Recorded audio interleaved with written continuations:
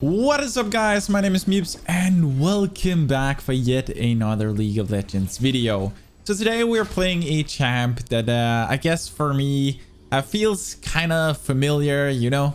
No, I'm kidding. I'm actually kidding. This guy is more or less a Viking, and as some of you guys probably know, that I am Danish. So yeah, Vikings, Denmark, you kind of know. Yeah, it's kind of thing, a war. But yeah, this guy is a Viking. He really likes to get all the way up into people's faces. This is what he's good at, and he's just overall a really fun champion. This champion was also requested by a couple of our subscribers, so thank you, Joseph and Eric. I have no idea how to pronounce. I'm very sorry. But today we are of course playing Olaf.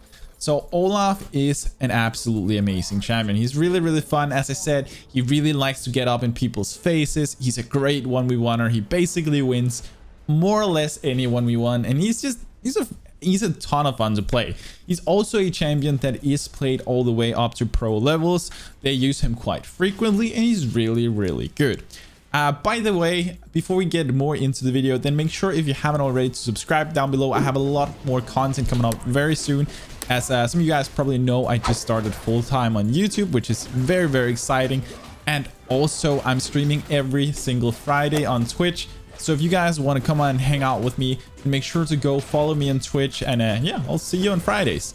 Anyway, let's just kind of get started with this thing. So the agenda for this video is, as always, for those of you who don't already or haven't been here before, then what we do is first we talk a little bit about who this champion is for.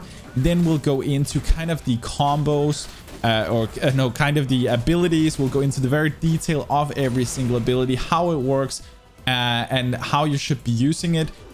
This is basically because a lot of these spells actually tell you more or less how they should be played if you know it, or if you know the little small niches of them that most people don't know.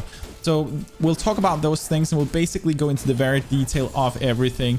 And then lastly, we'll talk about, of course, the combos, a little bit more specific, but this will come in between as well. But lastly, we'll talk about the general strategy, how you want to play Olaf in early, mid, and late game. So basically, Olaf is, of course, as I said, a really fun champion. And this kind of brings us to the very first thing that we wanted to talk about. That is, who is this champion for? And quite honestly, if I had a friend that was like, yo dude, I want to play jungle, I'm brand new to the game, I've never played, I'm thinking about trying this dude out, Olaf, he looks like a Viking, he looks like something for me, then I'd be like, yeah, this is a really good idea. Like, Olaf is amazing. He is a good champ even for new players. He has good sustain.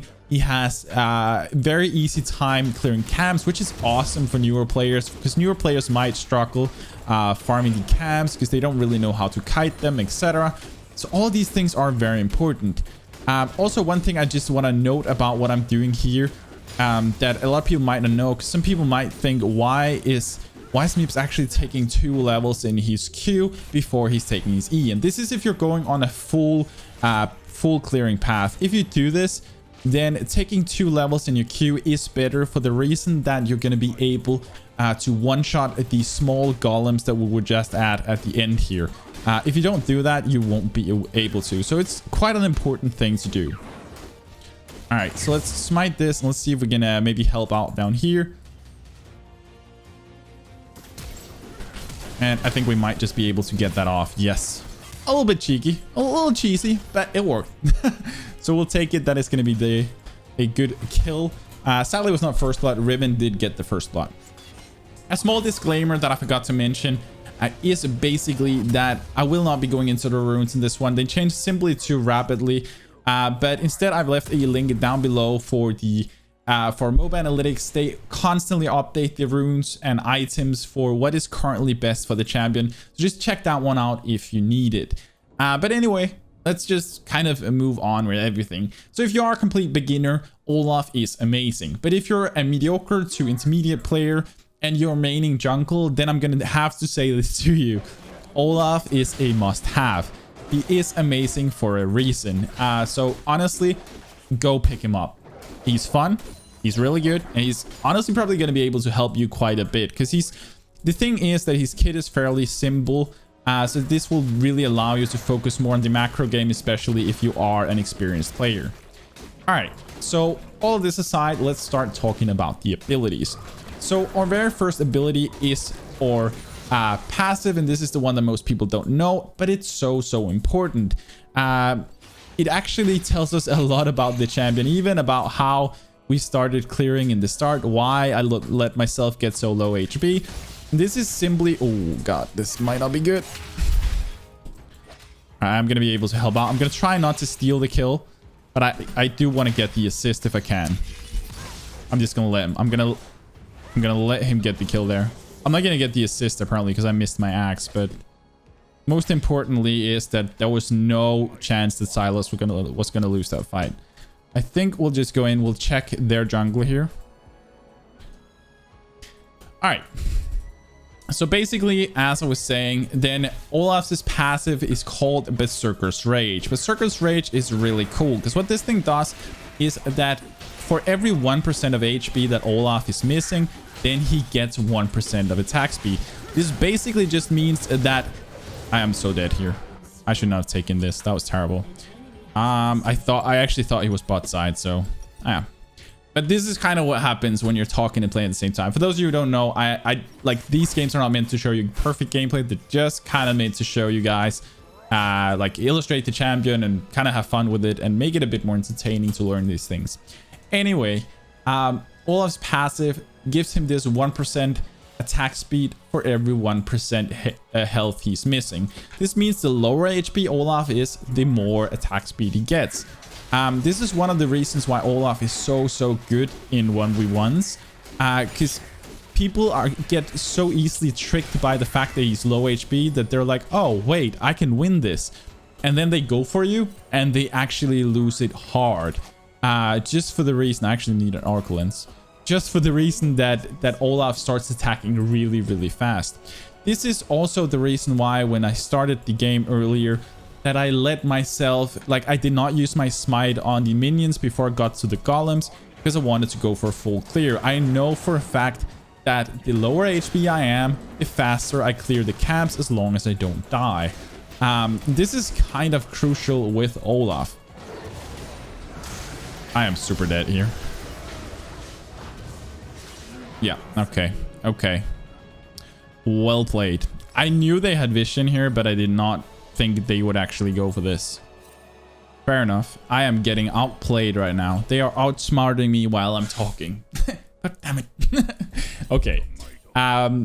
Let's just kind of continue. I'll make sure that we get back into this game and we start actually doing something good here. I also forgot the Oracle lens. If I had brought my Oracle lens from the very start, this would never have been an issue. I knew the ward was here. I would have cleared it. We would have been fine.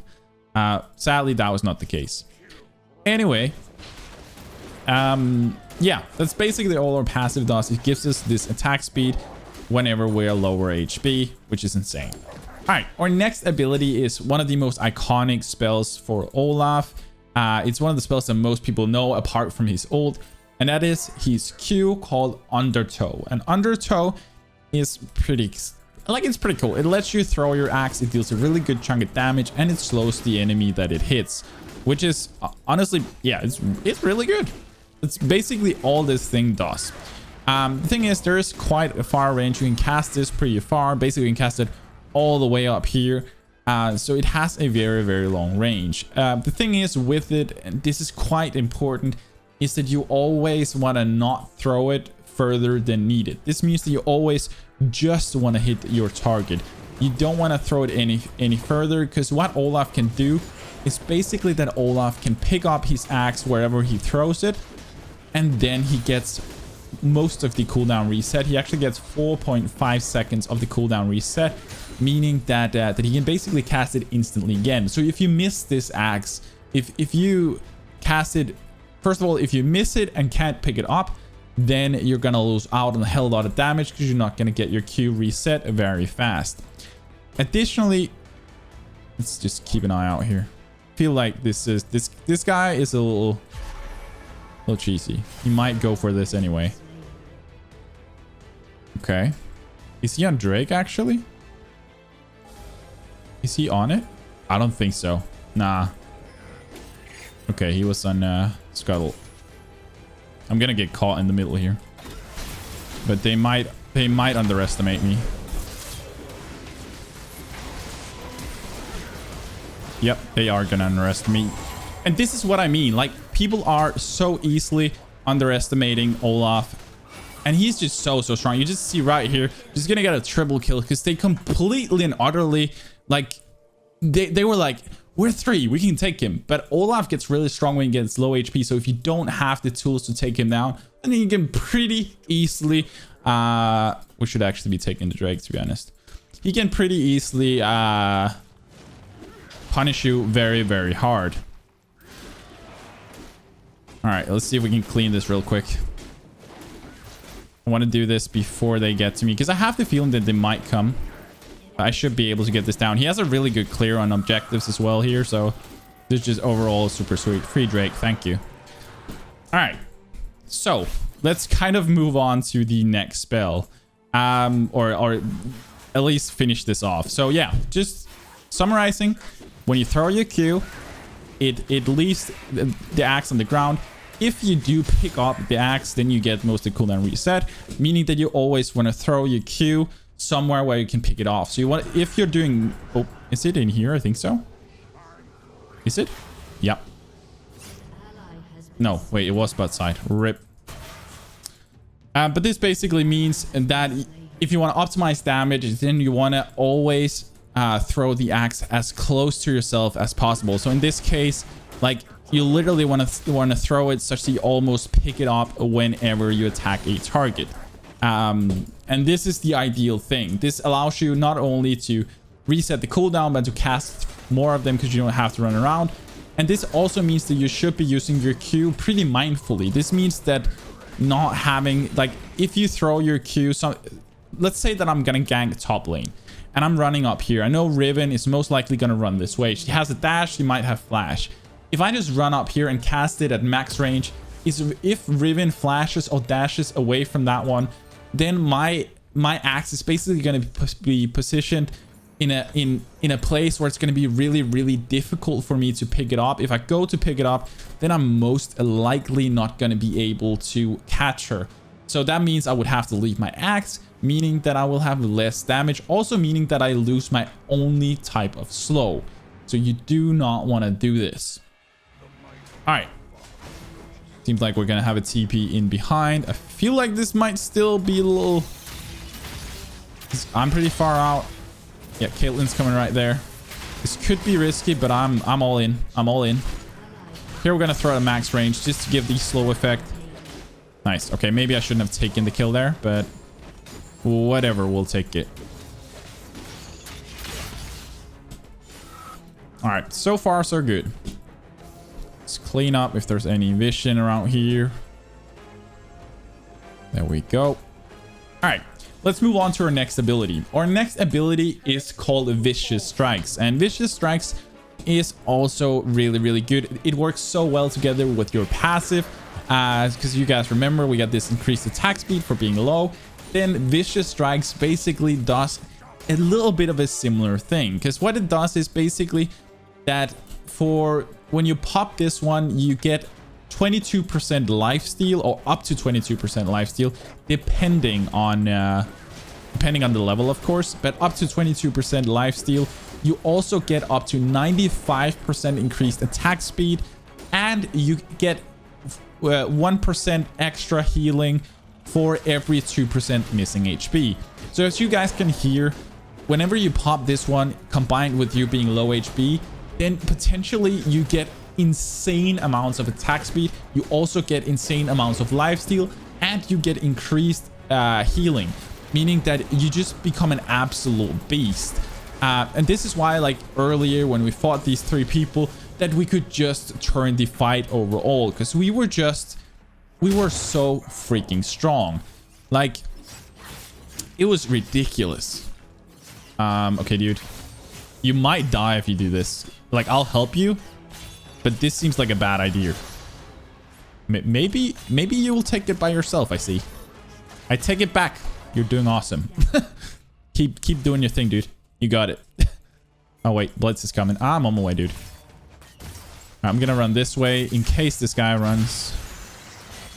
He's not running full ability power, so I don't really see why this guy is... I'm gonna make sure we just get it. There we go. Maybe I should have given this guy the kill as well. Honestly, a Vayne with these kills would probably be better off than me.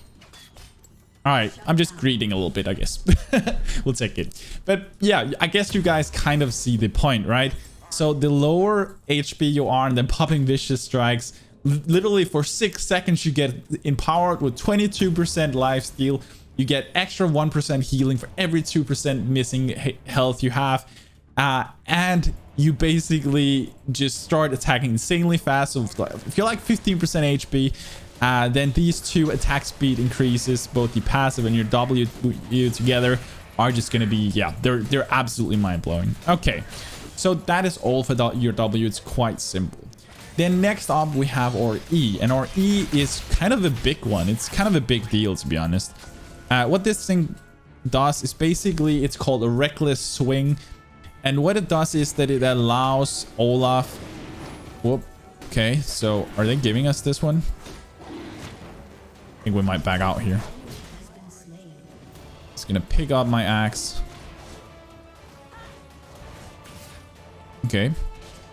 But what this thing allows you to do is that Olaf takes his two axes and basically smashes it down the head of his in the head of whoop.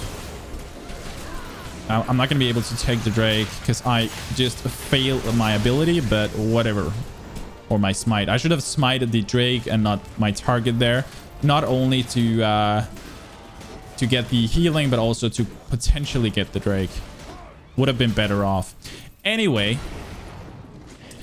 that aside, then basically your E reckless swings allows Olaf to basically take his axe and then smash them down in the head of his foe, dealing a good amount of damage. Like, this deals a serious amount of damage. Not only does it do this, but it also deals true damage. And for those of you who don't know what true damage is, then true damage just means that it ignores any type of armor or magic resist that the target might have. So this just means that it's just plain out hard damage that goes right through into his face. He's gonna feel it in his bones, and he's basically just gonna start crying like a little baby, calling his mama, wanting to go home and probably go play My Little Pony. So that is basically what's gonna happen with this one. We're just gonna use our Q to try and peel off, get some slow on them, because we're not gonna be able to turn this fight. This is not a winnable fight at all. And I'm gonna back out this because there's no way I can sustain versus these three, especially not with like 50% HP. Okay, so that is basically the primary part of our E. It deals a huge amount of damage. It deals true damage, and then there's the other cool part, which we're going to explain now. And this is that every time that Olaf basic attacks a target, doesn't matter if it's a minion or a champion, then he resets 1 second of the cooldown on his E. This means that ideally he almost always wants his E on cooldown. One thing that I kind of forgot to mention with your E is that your E does not cost mana. Like, Reckless Swing costs no mana. But what it does instead is that if it does not kill its target, then Olaf takes 30% of its damage himself as well. So basically, this means that Olaf loses a little bit of HP. But, and this is where some people might be like, oh, well, MipZ, I should probably be careful using this spell, right? No. The thing is that you want to be lower HP, because then you attack faster, and you kill people even faster, and you reset your E faster. So by using it, you get lower HP. Because of your Berserker's Rage passive, you're going to get more attack speed, meaning going to attack a basic attack people faster, allowing you thereby to reset the cooldown of your E faster. I know that sounded a little complicated, but it really isn't. It's just you want to have this on cooldown such that you can use it more often. Because, yeah, as you guys can see, we get it back really fast by attacking targets. All right, Drake's coming up in 2 minutes. So we gotta think about that one. All right, there we go. All right, so that's all your E does. It's quite a cool one. Our next ability and our final one is, of course, called the Ragnarok. And what is more freaking Vikingish than an ability called Ragnarok. So what Ragnarok allows Olaf to do... Oh, this that no, I think it's bot side. I don't think it's up here. Anyway, what Ragnarok allows Olaf to do is that it has two sides of it. It has the passive and the active side. The passive side basically just says that Olaf gets magic resist and armor from this one. He just gets passively increased tankiness when he takes his ability, and that's it. So you don't have to use it in order to have this increased armor or magic resist. But the active part is where the kicker really is. And you got to remember this thing with armor and magic resist, because when you use the active portion of your ult, then this increased armor and magic resist is actually going to disappear while the ult is active. So what happens when you activate your ult is for 6 seconds, Olaf basically becomes super mad, goes full Ragnarok, and he gets increased attack damage, meaning that he deals more damage. Not only does this happen, but he also ignores, like if he's stunned already, then he just goes out of stun. He literally he's just like, nah, I'm not stunned anymore. I'm gonna run at you with up to like 70% movement speed. This is how insane it is. Like literally when you pop this one, Olaf becomes immune to any crowd control, even if it was applied to him before he clicks the ability. So he becomes immune to crowd control effects for 6 seconds and getting increased attack damage for 6 seconds, making him a really, really nasty target. When he has this up, you do of course lose this passive tankiness that we talked about earlier. We'll talk a little bit about what this means for you in a moment. Anyway, this basically just means with your ult that whenever you pop this one, you're like, the enemy is unable to do anything to crowd control you. Like a Blitzcrank can't grab you, like nobody can do anything to stop you. Actually, even if you I don't know if this is up, but even these things that can basically jump you whenever you hit them, if you have your ult up, then it won't affect you. This is actually kind of a cool trick, and not a lot of people know that. But if somebody is chasing you, you can actually run over to that one, pop your ult, and then auto attack this one. And like if it's this one, they would fly over here and you would just stand still where the thing was. So you would actually just stay right there. All right, we might turn this. We might be able to, because we do have Vayne. I think this is good. Nope. Okay, I take it back. This is not good. This was a terrible play by me. That was terrible. This is literally the worst play I've ever made. Probably. Maybe not, but it was bad. It was really bad. Anyway, with Ragnarok, what this basically means is when you pop this one, you become immune to any CC. And if you're running towards an enemy, then you actually get 70% or up to 70% movement speed for 1 second, really allowing you to show your full rage and then just do the full whole freaking run right in their face.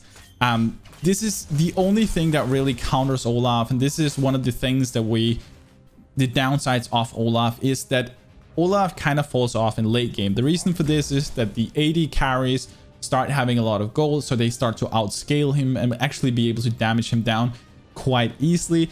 And also like they have lower cooldown on their abilities, their dashes, etc., making them harder for Olaf to reach. So Olaf really wants to finish games in less than 30 minutes if possible. Of course, the lower elo you're playing with, the more time you potentially have, and especially if people don't know how to gank, to gank at all or to kite at all, then yeah, then you probably have infinite time. Like Olaf is a beast. But yeah, that's kind of your Ragnarok. The thing with Ragnarok, since you lose this passive armor and magic resist when you pop it, then you only want to pop it when you know that you can reach the target. You want to make sure that, and this is the thing that I at least advise people to do when playing Olaf, is try to think of your ult as when you pop this one, it's for the damage and it's for negating any kind of crowd control. You don't want to pop it just to run to the target and it just runs out when you reach the target. That's not ideal, because you're going to take more damage on your way. And as soon as you get into mid to late game, then people are going to start damaging you down while running towards them. So you want to be very careful with that. So I love that people are just literally running this way with a blitzcrank. Yep, sure. So that's something you do want to kind of think about. You want to use it in order to go for the backline, but you can actually also kill tanks because of your true damage. You have good sustain, but you really do want to make sure that you use your ult mostly for... Can we catch this guy?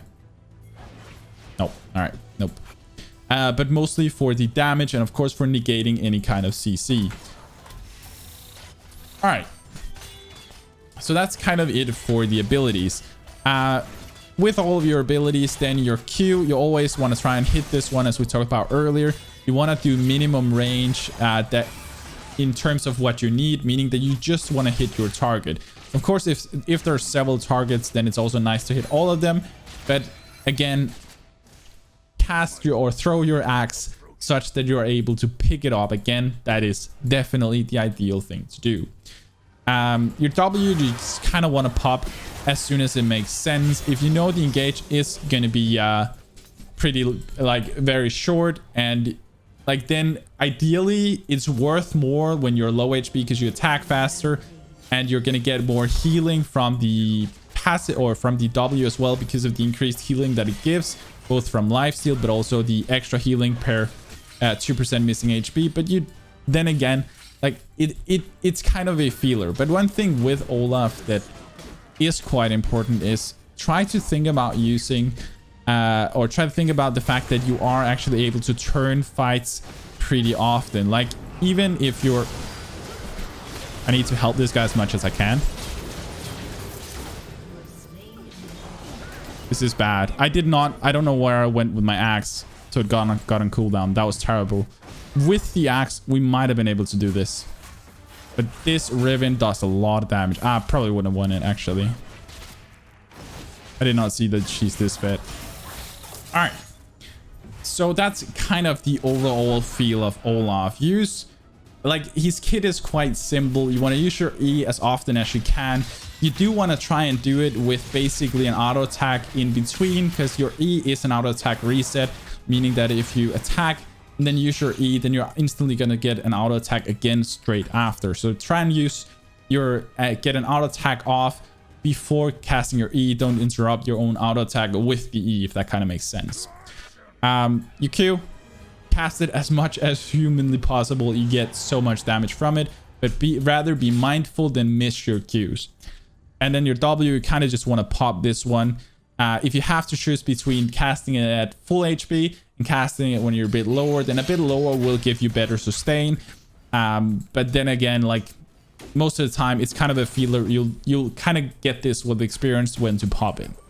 Your ult, pop it only if necessary, I would say. Quite often you're going to find yourself not needing to pop it, then don't do it, because you might need it for another situation. So kind of think about that if you're facing the jungler in a one-on-one and you're basically beating him straight up and he's nowhere close to killing you when you don't pop your ult, then there's no point doing it. Like, you're just going to kill him more faster. It doesn't really make sense to do. So, all right, there's a ward there. I'm getting out of here. Blitz is probably looking for me. So kind of think about that. All right, for the early, mid, and late game, then Olaf is pretty strong. Of course, he does not have any stuns, but what he can do is... Whoop. Let's see if we can... Can we reach an axe? No. I'm going to be a little careful here. Olaf does not have any stuns, but he does have his axe that slows. So you kind of just want to use the Oracle Lens to deny vision, and that way get to a target. You want to... Pretty often it's better not throwing your axe when you're going for a gang. Let's say an example down here, then not throwing the axe, especially at far range, is better not doing, and then just run like basically towards the target, forcing them either to flash or you to get really close, which means basically that you are gonna which basically means crap, I'm super dead. I'm gonna not make it worth it at all. I am so bad at this. Yeah, but me playing this while explaining is not always perfection. Let's just say that. But yeah, you kind of just want to be mindful with these things. Sometimes holding on to an ability is actually worth more than using it straight away, because pretty often if you're ganking, let's say they have their flashes, then they might just be waiting for you to cast your Q before they flash. But if you don't cast it or throw it, but just run close to them, they're going to be sitting there holding on to their flash, and then they're going to end up having you right on top of them where they cannot flash your Q, because it's going to hit them instantly. And this is kind of what you want to think about. You want to make sure that you set them in a position where they really can't do too much. Then they flash, then you ult for the attack speed and Q, or you Q and flash. This is actually a good thing that you need to learn, is with Olaf. Let's say that you're chasing someone and you want to flash, then make sure you cast your Q before flashing, because you can flash right on top of your Q, pick it up and throw it again. Then this is a really insane thing to do. In the mid game, it's very much the same story with Olaf. Generally speaking, you want to play around objectives. Like, you want to play around letting them come to you instead of you come to them. This sounds kind of weird, but it's actually quite true. Wow, cannot miss. All right, it is actually quite true, because Olaf, as you know, is this was a far too long axe. But Olaf really wants people to come to him, such that he doesn't have to use his ult in order to get to them. So play around objectives. This is a very important thing for Olaf. Also, when you play jungle in general, you should be playing around objectives. But playing around objectives, letting the enemies come to you, is a very good idea. So basically try and go for that. Whoop. Get this. In the late game, again, it's pretty much the same story. You do want to... We need to be a little careful here. I got it. I got it. All right, that's a good fight. Like, just here, like, it's much better letting them come to you. Play around the objectives such that the enemies have to run to you, and you thereby just can use your abilities for reaching the target you want to reach and not having to chase mindlessly after someone. This is the ideal situation for Olaf. 20 seconds till Drake. I think we'll go for that one as well. It's going to be the third Drake.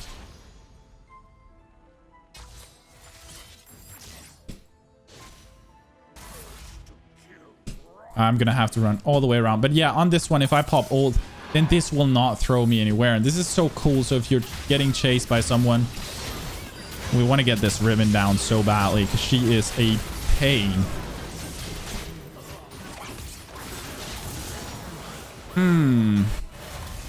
This is bad. This is really bad. All right, let's get that one. We're going to be able to finish our Spirit Visage. And the reason why we're buying this, even though they're full AD more or less, is basically just for the passive. Whether or not this is worth it for the increased healing of 30%. In this case, it's kind of to this discussion, I would say. But also it's just because I kind of focused on talking, so I kind of mindlessly just bought the standard build. So yeah, but you could say that the Spirit Visage might not have been a full worth it this match. But then again, the 30% increased healing from your all of your lifesteal is pretty insane. So yeah, it's, you know, it is what it is. But yeah, for the late game, play around the objectives. Make sure you grow up with your team in team fights as much as possible. You do want to see if you can get to the backline, kill these squishies. If not, then you can also go for the tanks. You do a significant amount of damage, especially if people are standing there and hitting you. You get lower HP, you get more sustain, and that way you also deal more damage. So it's kind of a win-win. But generally speaking, if you can get to the backline, then that is definitely what you want to go for. All right, so let's actually see if we can try and finish this game. We are over the 30-minute mark, and as you guys can see, we are starting to reach a point where we are weaker and weaker. We're not that strong. Like, we do a lot of damage, we're still strong, but their 80 carries are starting to scale. The Riven is definitely doing a lot of damage. She's carrying them pretty hard right now. So this is kind of what we're thinking about.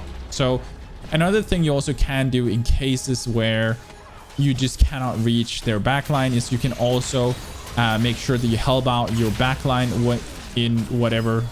If people are trying to chase them down, then instantly going onto that target using your Q to slow them, such that your ADC is going to have an easier time. Kiting can also be an option. Like you kind of just gotta evaluate the situations and figure out what makes sense for your specific case. All right, so there goes the flash. I'm gonna take a decent amount of damage here. Here's the issue. There's the Riven over there again. I'm in a really bad position to help out.